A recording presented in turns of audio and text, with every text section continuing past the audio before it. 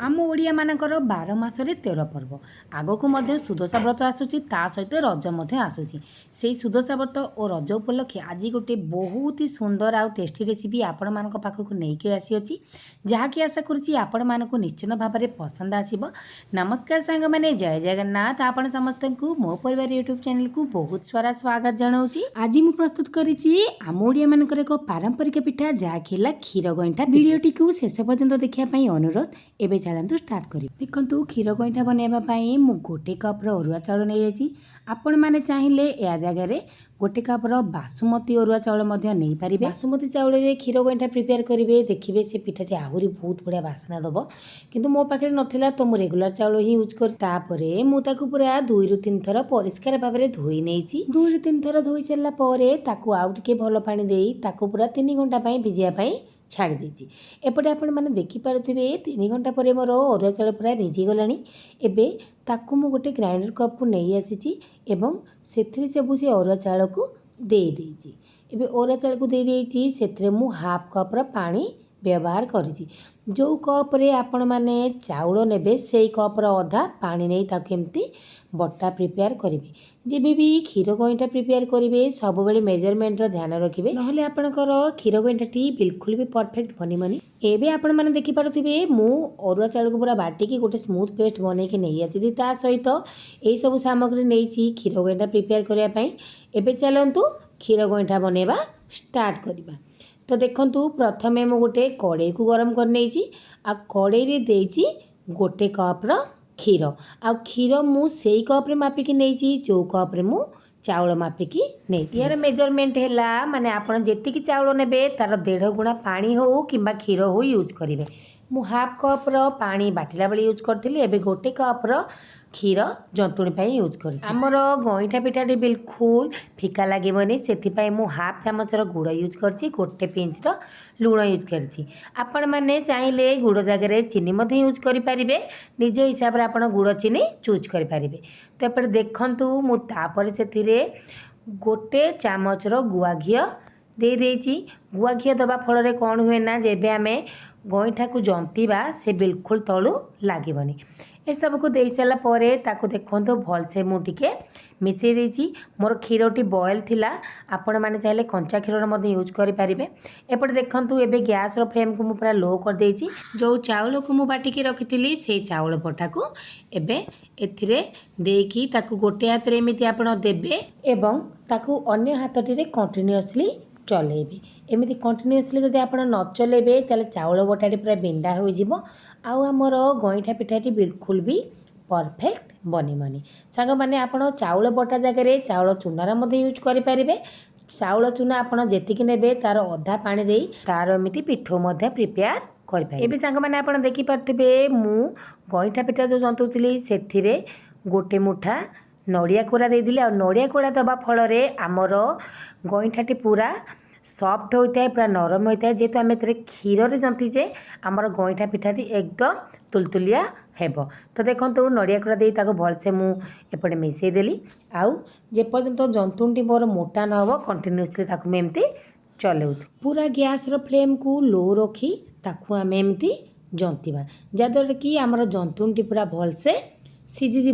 एपटे आपण मैंने देखिपारे जंतुणी पूरा कड़े छाड़ी गलानी आउ आपण के चेक कर देखौछि कि देखंतु मोर जंतुणी बिल्कुल हाथ रे लागु नै ता माने एबे जंतुणी मोर प्रिपेयर होगा ताकू मु ठंडा हवा पई कि समय छाड़ देली। कि समय पर मु जंतुणी को आउ गोटे जगह को नहीं आसी आउ ताकू आपण मैंने देखिपारे टिके घी लगे एमती हाथ रे प्रेस करुछि आउ जेहेतु जंतुणी आमर परफेक्ट सीझी जाइथिला तो जंतुणी बिल्कुल भी मो हाथ रे लागुनी। एबे मु जंतुणी को आउ टिके हाथ रे चकड़ी देबी जेपरि कि जंतुणी आमर आउ टिके सॉफ्ट हो जिवो। सांग माने आमे जो परी मंडा पिठा गढ़ती आमे ठीक से ही को गढ़ा किंतु एतिक तफात जे मंडा पिठा आमे बड़ बड़ गढ़ती आकु पूरा छोट छोट करवा। तो एपटे देखो हाथ में मु टिके जंतुणी को आनी ताकू एमती ओभाल सेप दे देछि। आपण माने निज पसंदर सेप दे पारिबे। मु किछि ओभाल सेप देछि आउ किछि सर्कल सेप देछि जद्वारा कि आमर गईठा पिठाटी बहुत सुंदर देखा जिवो। एपटे आपण माने देखि पारथिबे मु सब गईठा पिठा गुडी को तैयारी करिकि रखी नेछि तापरे ताकू मु साइड कर नेछि। सेपटे गोटे कड़ाई गरम कर नेछि कड़ाई रे दे देछि 2 ଚାମଚର ଗୁଆ ଘିଅ। ଆଉ ଗୁଆ ଘିଅ ମୋର ଟିକେ ଗରମ ହେଇଗଲା ତାପରେ ମୁଁ ସେଥିରେ ସବୁ ड्राई फ्रूट्स ଆଡ଼୍ କରିଦେଇଛି। ଆଉ ड्राई फ्रूट्सରେ ମୁଁ ନେଇଛି କାଜୁ, ଆଲମଣ୍ଡ ଆଉ କିସମିସ୍। ତ କାଜୁ, ଆଲମଣ୍ଡ, କିସମିସ୍କୁ ମୁଁ ପକେଇକି ତାକୁ ହାଲକା ଟିକେ ଭାଜି ନେଇଛି। ଏବେ ସବୁ ड्राई फ्रूट्सକୁ ମୁଁ କଡ଼େଇରୁ ବାହାର କରି ନେଇଛି। ଏବେ ସେ ସମାନ କଡ଼େଇରେ ମୁଁ ଦେଇଦେଇଛି କ୍ଷୀର।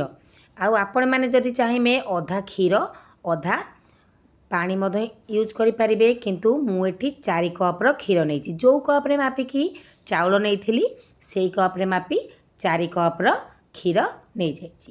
ତ ଆପଣମାନେ ଯଦି ଚାହିଁବେ କ୍ଷୀର 2 କପ୍ ଆଉ ପାଣି 2 କପ୍ ମଧ୍ୟ ୟୁଜ୍ କରିପାରିବେ। ତ ଏପଟେ ଦେଖନ୍ତୁ ମୁଁ କ୍ଷୀରକୁ ଦେଇଦେଇଛି ଏବଂ ତାକୁ ଭଲସେ ଟିକେ ମିଶାଇ ଦେଇଛି। ତାପରେ ସେଥିରେ ପକାଇଛି ସ୍ୱାଦ ଅନୁସାରେ ଲୁଣ। ଏବେ ଲୁଣ ପକାଇକି ତାକୁ ଭଲସେ ଟିକେ ମୁଁ ମିଶାଇ ନେଇଛି। ତାପରେ ମିଠା ପାଇଁ ମୁଁ ପକାଇଛି ଗୁଡ଼। ସାଙ୍ଗମାନେ ଆପଣ ମିଠା ପାଇଁ ଗୁଡ଼ ଜାଗାରେ ଏଠି ଚିନି ବ୍ୟବହାର କରିପାରିବେ, କିନ୍ତୁ ମୁଁ ଯେହେତୁ ସବୁ ରେସିପିରେ ଗୁଡ଼ ୟୁଜ୍ କରୁଛି ତ ଏ ରେସିପିରେ ମଧ୍ୟ ମୁଁ ଗୁଡ଼ ୟୁଜ୍ କରିଛି। ଗୁଡ଼କୁ ପକାଇ ଦେଇ ତାକୁ ଟିକେ ମିଶାଇ ଦେଇଛି ଆଉ ତାକୁ ମିଶାଇବା ପାଇଁ କିଛି ସମୟ ଛାଡ଼ି ଦେଇଛି। ତାପରେ ମୁଁ ଗୋଟେ ମୁଠା ପକାଇଛି ନଡ଼ିଆ କୋରା। ଆଉ ନଡ଼ିଆକୁ ପୁରା ଭଲସେ କରିବେ, ବିଲକୁଲ ଖଦଡ଼ିଆ ଖଦଡ଼ିଆ ରଖିବେନି, ପୁରା ଚୁନ ଚୁନ କରି କରିବେ, ଯାହାଦ୍ୱାରା କି ଆମର ଗଇଁଠା ପିଠାଟି ପୁରା ଟେଷ୍ଟି ଲାଗିବ ଖାଇବା ବେଳକୁ। ଏପଟେ ଦେଖନ୍ତୁ 2ଟି ଗୁଜୁରାତି ମୁଁ ଗୁଣ୍ଡ କରିନେଇଛି, ତାକୁ ମଧ୍ୟ ଭଲ ବାସ୍ନା ଆସିବା ପାଇଁ ସେଥିରେ ପକାଇ ଦେଇଛି। ଗୁଜୁରାତିକୁ ପକାଇ ତାକୁ ଭଲସେ ଏପଟେ ମୁଁ ମିଶାଇ ଦେଇଛି। ଆପଣମାନେ ଏଇ ରେସିପିଟିକୁ ଦେଖୁଛନ୍ତି, ଯଦି ଆପଣମାନଙ୍କୁ ରେସିପିଟି ଟିକେ ଭଲ ଲାଗିଲା ସାଙ୍ଗମାନେ ଲାଇକ୍ କରିବେ, ସେୟାର କରିବେ, ଚ୍ୟାନେଲରେ ନୂଆ ଥିଲେ ଚ୍ୟାନେଲକୁ ସବସ୍କ୍ରାଇବ୍ କରିବା ପାଇଁ ଭୁଲିବେନି। ଆଉ ଏଇ ସୁଦଶା ବ୍ରତରେ ଏଇ ରେସିପିଟିକୁ ନିଶ୍ଚୟ ନିଜ ଘରେ ଟ୍ରାଏ କରନ୍ତୁ। ତାପରେ ସାଙ୍ଗମାନେ ସେଥିରେ ମୁଁ ଯେଉଁ ନଡ଼ିଆ କାଟିକି ରଖିଥିଲି ତାକୁ ମଧ୍ୟ ଦେଇଦେଇଛି। ନଡ଼ିଆକୁ ଦେଇ ସାରିଲା ପରେ ତାକୁ ଦେଖନ୍ତୁ ଭଲସେ ଗୋଟେ ବଏଲ୍ ଆସିବା ପାଇଁ ଛାଡ଼ି ଦେଇଛି। ଯେତେବେଳେ ଆମର କ୍ଷୀର ହାଲକା ଗରମ ହେଇଯିବ, ଯେହେତୁ କି ଇଏ ସିଝା କ୍ଷୀର ଥିଲା ସେଥିପାଇଁ ଆକୁ ଆଉ ବେଶୀ ଫୁଟିବାକୁ ଦେବାନି। ଯେତେବେଳେ ହାଲକା ସିଏ ଫୁଟିବା ଅବସ୍ଥାକୁ ଆସିଯିବ ସେତେବେଳେ ଯେଉଁ ଗଇଁଠା ପିଠା ଗୁଡ଼ିକୁ ଆମେ ପ୍ରିପେୟାର କରିକି ରଖିଥିଲେ ତାକୁ ସବୁ ଆ ଦେହରେ ଦେଇଦେବା। ଆଉ ଦେଇକି କ୍ଷୀର ସହିତ ଟିକେ ଭଲସେ ଏମିତି ମିଶାଇ ଦେବା। ଆଉ ମିଶାଇ ସାରିଲା ପରେ ତାକୁ କଭର୍ କରିକି 10 ମିନିଟ୍ ପାଇଁ ଛାଡ଼ିଦେବା। ଆଉ ଏମିତି 10 ମିନିଟ୍ ପାଇଁ ବିଲକୁଲ ଛାଡ଼ିବେନି, ସେ ପାଖରେ ଥିବେ, କାହିଁକି ନା କ୍ଷୀର ଉତୁରିବାର ବହୁତ ଚାନ୍ସ ଥାଏ। ଏମିତି 2ରୁ 3 ଥର କଭର୍ ଦେଇକି ତାକୁ ଆପଣ କୁକ୍ କରିବେ, ଦେଖିବେ ଆପଣଙ୍କ ଗଇଁଠା ପିଠାଟି ଜଲ୍ଦି ସିଝିଯିବ ଆଉ ଗଇଁଠା ପିଠାଟି ମଧ୍ୟ ଶୀଘ୍ର ପ୍ରସ୍ତୁତ ହୋଇଯିବ। ଏପଟେ ଆପଣମାନଙ୍କୁ ଦେଖୁଛି 2ରୁ 3 ଥର ତାକୁ ଏମିତି କଭର୍ ଦେଇ ସାରିଲା ପରେ ଏବେ ମୁଁ କଭର୍ ଖୋଲିକି ତାକୁ ଆଉ ଟିକେ ସମୟ ସିଝିବା ପାଇଁ ଛାଡ଼ିଦେଲି। ଯେହେତୁ ଆମର ଗଇଁଠା ପିଠାଟି ହାଫ୍ ସିଝିଗଲାଣି, ଏବେ ତାକୁ ଆଉ ଟିକେ ସମୟ ଏମିତି ମୁଁ ଖୋଲା କରିକି ସିଝିବା ପାଇଁ ଛାଡ଼ି ଦେଇଛି। ସାଙ୍ଗମାନେ ଆପଣମାନେ ଦେଖିପାରୁଥିବେ କିଛି ସମୟ ପରେ ଆମର କ୍ଷୀର ପାଖାପାଖି ପୁରା ଅଧା ହୋଇଯାଇଛି ଏବଂ ଆମର ଗଇଁଠା ପିଠାଟି ମଧ୍ୟ ପୁରା ସିଝି ଯାଇଛି। ଏହି ଅବସ୍ଥାରେ ଆମେ ଯେଉଁ କାଜୁ ବାଦାମ ଆଉ ଆଲମଣ୍ଡକୁ ଭାଜିକି ରଖିଥିଲେ ତାକୁ ତା ଭିତରେ ଦେଇଦେବା। ଆଉ ତାକୁ ତା ଭିତରେ ଦେଇକି ତାକୁ ଭଲସେ ଟିକେ ମିଶାଇ ଦେବା। ଆଉ ମିଶାଇ ସାରିଲା ପରେ ଏବେ ଆମେ ଗ୍ୟାସର ଫ୍ଲେମ୍କୁ ଅଫ୍ କରିଦେବା, ଯେହେତୁ ଆମର ଗଇଁଠା ପିଠାଟି ପ୍ରସ୍ତୁତ ହୋଇଯାଇଛି। ଏବେ ଥଣ୍ଡା ହେବା ପାଇଁ ମୁଁ ତାକୁ ଛାଡ଼ିଦେବି। ଥଣ୍ଡା ହୋଇସାରିଲା ପରେ ଆମର କ୍ଷୀରର କ୍ୱାଣ୍ଟିଟି ଯେତିକି ଥିଲା ଇଏ ତାଠୁ ମଧ୍ୟ ଆହୁରି କମିଯାଇଛି। ଆପଣମାନେ ଦେଖିପାରୁଥିବେ, ମାନେ ଆମର ଗଇଁଠା ପିଠାଟି ପୁରା କ୍ରିମି ଫର୍ମକୁ ପଳେଇ ଆସିଛି। ଦେଖୁଛନ୍ତି ତ ସାଙ୍ଗମାନେ କେତେ କମ୍ ସମୟରେ ଆଉ କେତେ ଇଜିରେ ଆମର ଗଇଁଠା ପିଠାଟି ପ୍ରସ୍ତୁତ ହୋଇଗଲା। ଆମର ଏଇ ପିଠାଟି ଆଉ ଟିକେ ସୁନ୍ଦର ଦେଖାଯିବ, ସେଥିପାଇଁ ତା ଉପରେ କିଛି ନଡ଼ିଆ ଖଣ୍ଡ ଆଉ ନଡ଼ିଆ କୋରାକୁ ଦେଇଦେଲି। ଏବେ ଆମର ତିଆରି ହୋଇଗଲା ଆମ ଓଡ଼ିଶାର ଗୋଟେ ଅଥେଣ୍ଟିକ୍ ଡିଶ୍ କ୍ଷୀର ଗଇଁଠା ପିଠା।